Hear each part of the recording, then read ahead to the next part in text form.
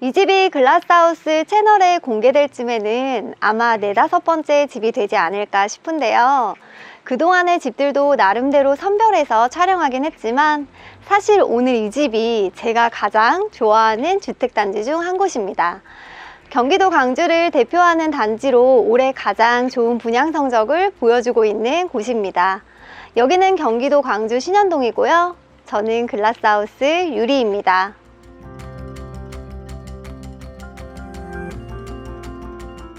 (75세대로) 기획된 이곳은 1, 2차 분양을 성공적으로 마치고 벌써 3차 분양 중입니다.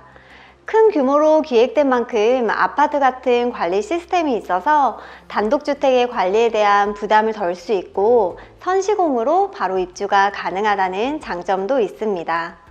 좋은 퀄리티의 내외부 구성과 넉넉한 주차 공간, 특별한 지하 멀티룸까지 대형 평수의 단독주택을 찾는다면 꼭 보셔야 할 집이라고 생각됩니다. 기본 정보를 살펴보면 대지 면적은 도로 포함 120평, 실내 면적은 지하 주차장부터 다락층까지 150평을 사용합니다. 도시가스 상하수도 인입 5폐수 직관으로 기반시설도 훌륭하고 분양 가격은 18억 8천만 원입니다.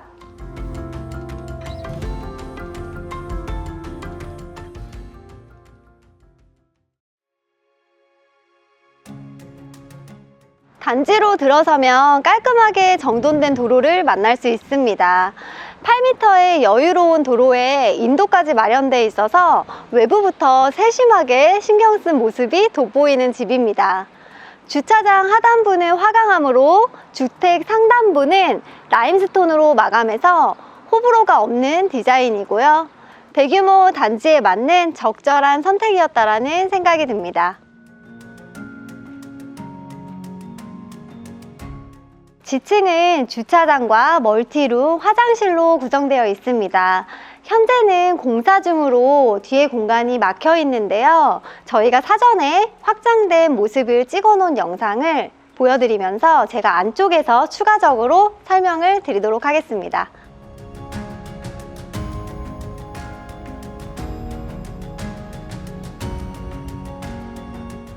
주차장 뒤쪽 공간에 왔는데요.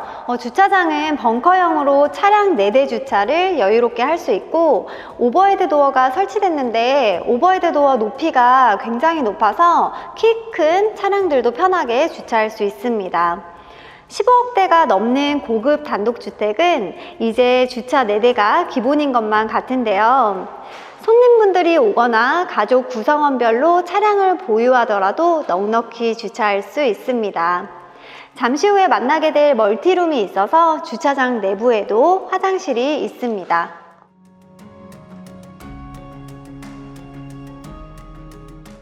주차장에서 바로 이어진 멀티룸 공간인데요.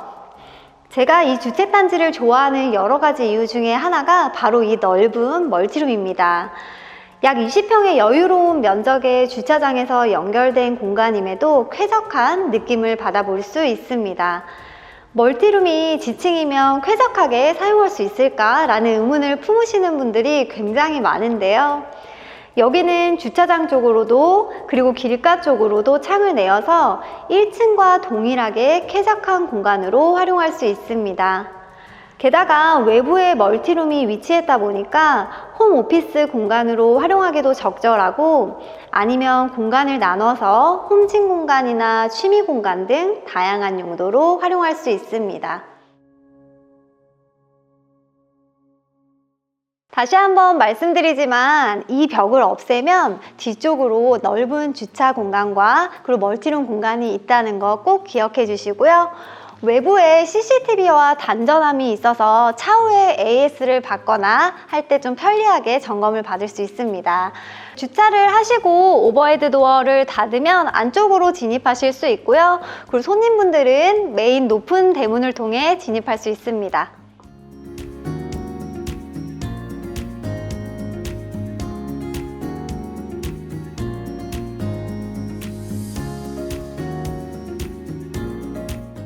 계단과 외벽까지 고급 자재를 사용해서 마감했는데요.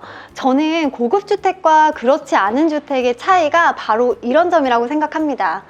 내부를 신경 써서 마감하는 건 너무나 당연한 일이고요. 사실 이렇게 보이지 않는 곳과 외부까지 신경 써서 꼼꼼하게 완성도를 높이는 게 바로 고급주택입니다. 여유로운 면적의 현관입니다. 키 큰 장의 수납장이 양쪽으로 마련되어 있어서 가족분들의 넉넉한 신발 수납 가능하고요. 한쪽에는 매립형 선반이 갖춰져 있습니다. 그리고 신발 수납장 안쪽에는 에어 브러쉬와 위쪽에 에어 샤워 시스템이 있어서 외출로 돌아왔을 때 먼지를 가볍게 털고 세대로 진입할 수 있습니다. 그리고 일괄소등 스위치, 자동 중문 설치했습니다. 1층의 실내 면적은 37평으로 거실과 주방, 마스터룸으로 구성되어 있습니다.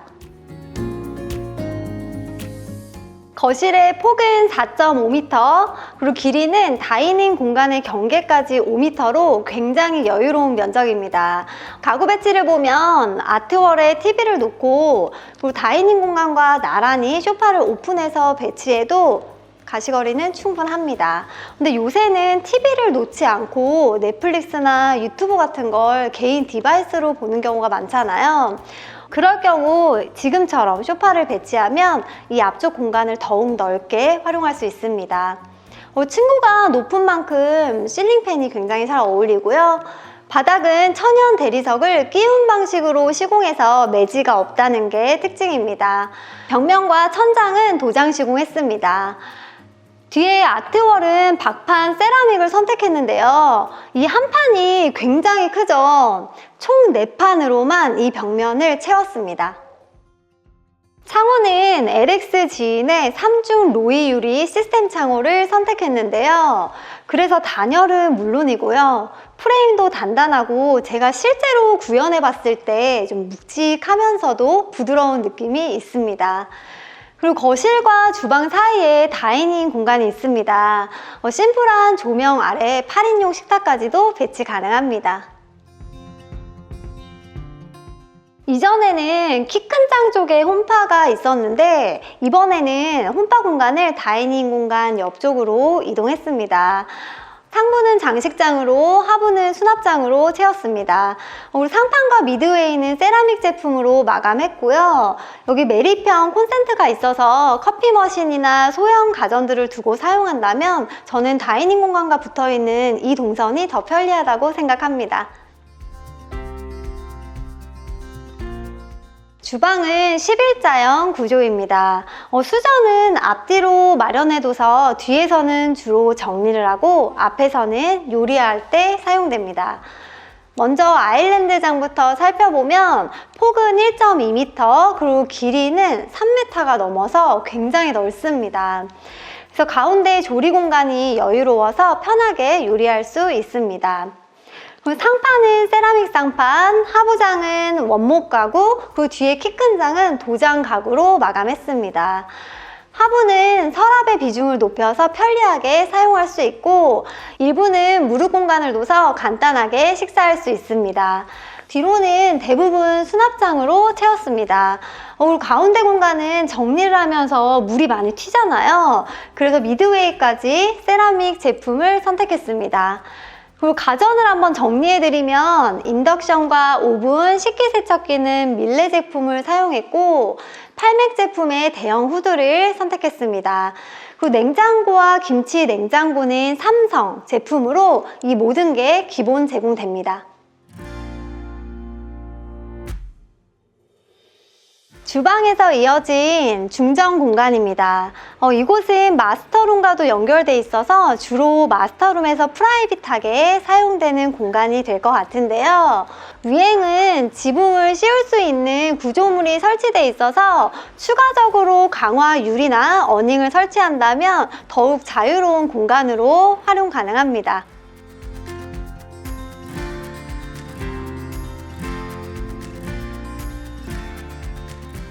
건폐율이 40%인 점을 고려했을 때 이곳의 정원은 비교적 여유로운 면적입니다.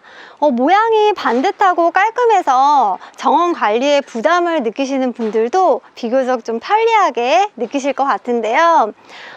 주택에서 야외로 나올 수 있는 공간은 합성 데크로 마감했고, 대부분의 공간은 잔디로 채워 있어서 거실이나 주방에서 정원을 바라봤을 때 푸릇한 힐링의 공간으로 느낄 수 있습니다.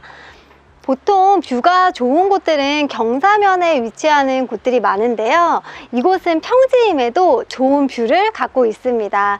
여기 양쪽에 화단을 두어서 시그니처가 될 만한 나무 한 그루와 그리고 큰 나무 하나를 심어 두었고, 일부 조경도 추가됩니다.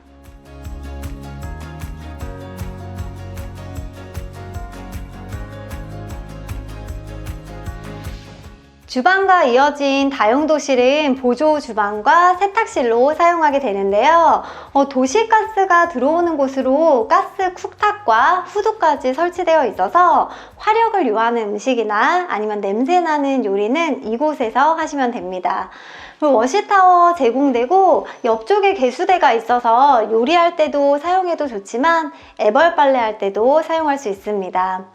뒤로는 보일러실인데요. 여기를 수납장으로 깔끔하게 마감했고요. 나머지 공간들은 넉넉하게 수납 공간이 채워져 있어서 주방 용품과 그리고 세탁 용품들로 수납할 수 있습니다.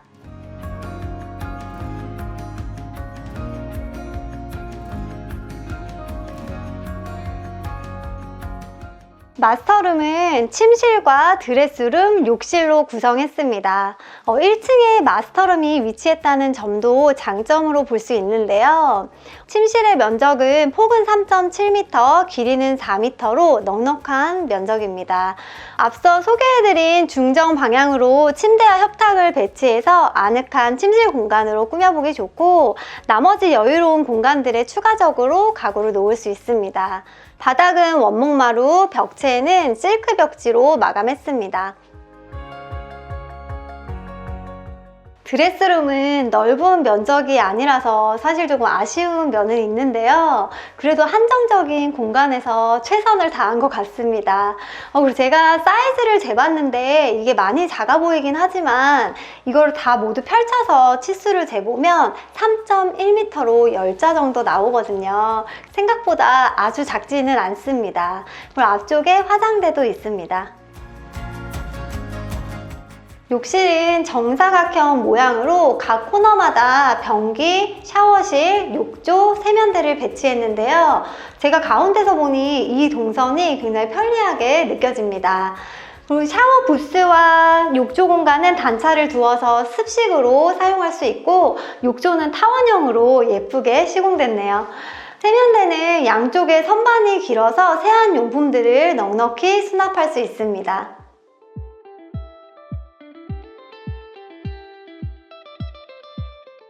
계단 옆쪽으로 게스트 화장실이 있습니다.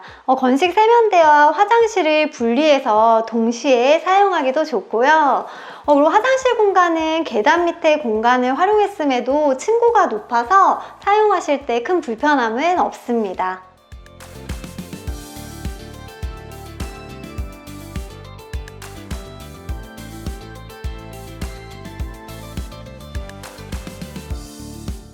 이 2층으로 올라오면 2층에 또 하나의 외부 공간이 있는데요. 이곳 야외 공간도 벽면과 바닥까지 깔끔하게 마감했는데요. 이 공간은 폭이 1.6m고 길이가 생각보다 굉장히 길어요. 이곳을 비워두셔도 되지만 제 생각에는 이동식 창고를 둔다면 더 유용한 공간으로 활용할 수 있을 것 같습니다. 계단실 옆으로 팬트리장이 있는데 공간도 넓고 시스템장이 잘 짜여 있어서 많은 수납을 할 수 있습니다. 그리고 2층에도 보조 주방이 마련되어 있어서 이 공간에 식료품들을 보관하면 좋습니다. 2층의 실내 면적은 26평으로 가족실, 방 2개, 테라스로 구성했습니다. 2층에는 작은 주방이 마련되어 있는데 2구 인덕션과 후드, 그리고 개수대와 빌트인 냉장고까지 잘 갖춰져 있고, 앞서 보여드린 팬트리장과 같이 사용한다면 수납 공간도 부족하지 않습니다. 2층에는 넓은 가족실이 있는데요. 또 하나의 거실로 사용됩니다. 면적은 폭은 3.7m, 길이는 4.8m로 넓은 면적입니다. 바닥은 원목마루, 벽체와 천장은 도장 시공했고 천장에는 실링팬이 설치되어 있습니다. 1층에 마스터룸이 있기 때문에 2층 공간은 주로 자녀분들의 주생활 공간이 될 것 같은데요. 이곳은 소파와 TV를 배치하기에도 충분한 면적이지만 자녀분들의 의견을 최대한 반영해서 자녀분들이 원하는 힐링 공간이나 취미 공간으로 꾸며보는 것도 좋겠다라는 생각이 듭니다. 2층에도 넓은 테라스 공간이 있습니다. 마치 또 하나의 정원이 있는 것만 같은데요. 테라스는 안쪽까지 기역자 구조로 넓은 면적이다 보니까 가구들을 편하게 배치할 수 있어서 가구를 배치한 곳에 파라솔을 설치한다면 날씨의 영향을 받지 않고 더욱 다채롭게 활용할 수 있고요. 이곳의 한 가지 단점이 앞쪽은 열려 있는데 옆집과의 간격이 좀 가깝다라는 의견이 많았는데요. 아무래도 한정적인 120평의 토지다 보니까 그 부분은 좀 어쩔 수 없는 것 같습니다. 그래서 이렇게 플랜트 박스를 두고 키 큰 나무들을 심어 놓으면 일부 시야를 차단할 수 있습니다.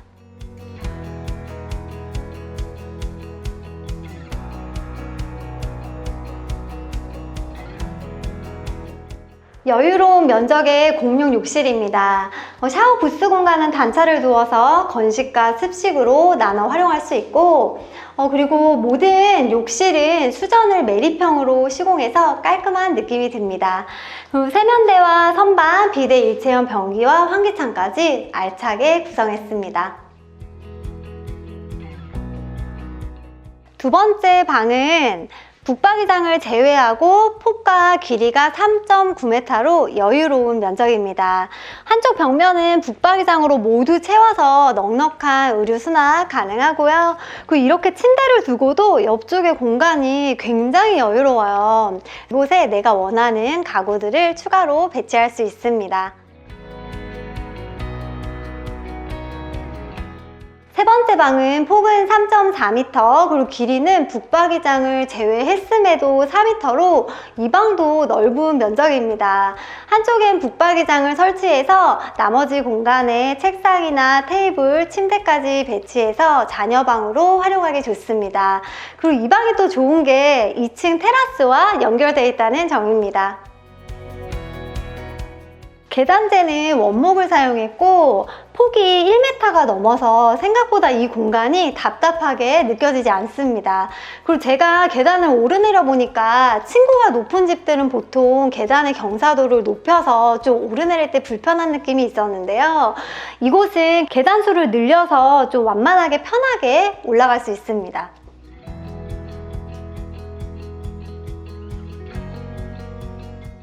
3층은 다락 공간으로 약 20평의 면적을 사용합니다. 보통 다락은 층고가 낮아서 이동할 때 좀 불편한 느낌이 있는데 이곳은 층고도 높아서 편리하게 사용할 수 있습니다. 그리고 보통 다락은 오픈되어 있는 경우가 많잖아요. 근데 여기는 슬라이딩 중문이 설치되어 있어서 또 하나의 방으로 사용 가능합니다. 그리고 공간이 넓다 보니까 취미 공간이나 아이들 놀이방 아니면 앞서 설명드린 대로 하나의 방으로 사용하면 되고요. 뒤쪽에 수납 공간도 채워져 있습니다. 그리고 여기는 층고 때문에 시스템 에어컨을 설치할 수 없어서 벽걸이 에어컨을 사용했고 이제 마지막 공간인 테라스로 나가 볼게요. 3층에도 넓은 테라스가 있습니다. 바닥은 석재 데크로 마감했고 수도와 전기시설도 잘 갖췄습니다. 그리고 참고로 이 방향이 남향인데요. 여기가 조망권이 제일 좋아서 모든 테라스는 이 방향을 바라보고 있습니다. 확실히 3층으로 올라오니까 조망이 제일 좋네요.